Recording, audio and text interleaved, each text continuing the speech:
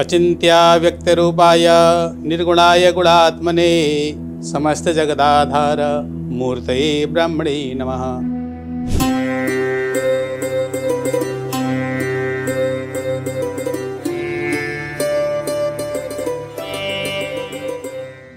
अचिंत्य व्यक्त रूपाय, जो अचिंत्य है, अव्यक्त है, जो दिख भी रहा है और नहीं भी दिख रहा है। निर्गुणाय गुणात्मने, निर्गुण भी है और सगुण साकार भी है। ऐसे ब्रह्म परमात्मा को हम प्रणाम करते हैं। अंतोगत्वा कोई एक शक्ति जो है, जो हमको चला रही है, वो अदृश्य शक्ति ही है। उसी शक्ति को हम प्रणाम करते हैं। वेदांग, वेदों में वेद, 4 वेद हैं, उनके अंग हैं। हम ज्योतिष की बात कर रहे हैं। ज्योतिष क्या है? ज्योतिष शास्त्र हमें भविष्य को जानने की शक्ति देता है। ज्योतिष शास्त्र हमारे वर्तमान को कैसे हम और बेहतर बना सकते हैं, उस पर हमें ज्ञान देता है उसके बारे में। ज्योतिष शब्द से हमें तात्पर्य बहुत सारे अर्थ हैं, पर जो ज्योतिष का मुख्य उद्देश्य है वह ज्योतिषी विद्या भगवान की विशेष कृपा से मिली हुई विद्या है। हमारे वेदों में इसके बारे में वर्णन है, वेदांग ये है। तो ज्योतिष में हम जान सकते हैं कि भविष्य में क्या होगा। शुरुआत इसकी जो ज्योतिष की है ब्रह्मांड से करते हैं। ब्रह्मांड का जो भचक्र है वो 360 डिग्री का है।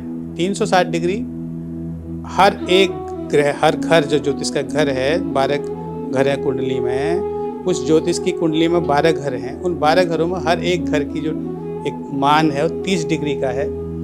और जब हम उसको 30 को 12 से गुणा करते हैं तो 360 डिग्री बन जाता है। 360 डिग्री का ही पूरा चक्र है। अब इसमें एक आती है पूर्णिमा, एक आती है अमावस, जिसको जो हमारा पाश्चात्य ज्योतिष है उसको कहता है फुल मून और हाफ मून। फुल मून क्या है? पूर्णिमा, ज्वार भाटा आता है, समुद्र में पानी ऊपर नीचे होता है। और हाफ मून यानी कि शांत, अमावस्या। तो हमारे शास्त्रों में उसको पूर्णिमा और अमावस्या की संज्ञा दी गई है। अमावस्या और पूर्णिमा में ये सब क्यों होता है? ज्योतिष का इसका क्या मतलब है, क्यों है?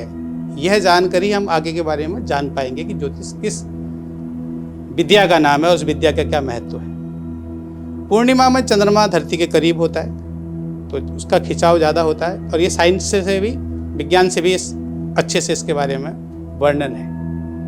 तो जब समुद्र के पास यानी धरती के पास चंद्रमा होगा तो समुद्र में ज्वार भाटा आएगा। और हमारे शरीर में भी 70% जल है। 70% जल होने से हमारे अंदर भी विचारों में भिन्नता आती है, ऊपर नीचे होते हैं विचार। और जब चंद्रमा दूर होता है धरती से तो खिंचाव कम हो जाता है। तो ये साइंटिफिक भी बात है और प्रयोग में भी चीज़ें आती हैं। हमारे ऋषि मुनियों ने इसको पकड़ा और उन्होंने उसको पूर्णिमा और अमावस्या का नाम दिया। तो ये है चंद्रमा से। मगर जो ज्योतिष की शुरुआत है वह सूर्य से। सूर्य सभी ग्रहों को प्रकाश देते हैं। सूर्य के प्रकाश से ही 9 के 9 ग्रह प्रकाशित हैं। किसी भी ग्रह का अपना प्रकाश नहीं है। सूर्य का जो प्रकाश है वह चंद्रमा में पड़ता है। सूर्य का प्रकाश मंगल में पड़ता है, बुध में पड़ता है, बृहस्पति में पड़ता है, शुक्र में, शनि में। 7 के 7 ग्रहों में सूर्य का प्रकाश सूर्य के द्वारा खुद अपने साथ साथ 6 ग्रहों को प्रकाशित करता है। सूर्य को प्रकाश को कम करने की पावर अगर किसी में तो वह राहु में है। राहु और केतु ये उत्तर और दक्षिण कोण के 2 ऐसे कोण हैं जिनके बारे में आज तक पूरी तरह से स्पष्ट बात नहीं हुई। तो हम सूर्य की बात करते हैं। सूर्य हमारे जो हैं आत्मा कारक ग्रह हैं। सूर्य आत्मा कारक। अब इसके बारे में समझना होगा। हमारे शास्त्रों में बार बार कहा गया है, अपने लोगों कहते हैं अपने आत्मबल को बढ़ाइए। आत्मबल को बढ़ाइए। तो आत्मबल कैसे बढ़ेगा? आत्मबल बढ़ेगा सूर्य की जो पावर बढ़ेगी, सूर्य का जो प्रकाश बनेगा उससे। तो सूर्य की स्थिति अच्छी हो, सूर्य ठीक हमारे पर अपना प्रभाव कर रहे हो तो हमारा आत्मबल उच्च का हो जाता है। और उसी सूर्य से अन्य 9 के 9 ग्रह प्रकाशित हैं। तो सूर्य आत्मा कारक हो गए, चंद्रमा मन का कारक हो गया।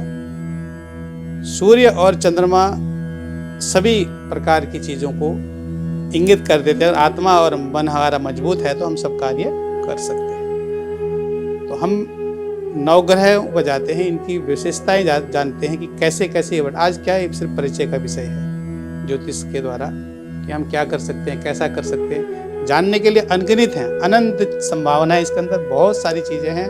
आपको आश्चर्य होगा जैसे जैसे आप जुड़ेंगे हमारे इस चैनल से, तो आपको बहुत सारी चीज़ों के बारे में जानकारी होती चली जाएगी। आपको ऐसा महसूस होगा कि आप वाकई में किसी ज्ञान की गहराइयों तक जा रहे हैं।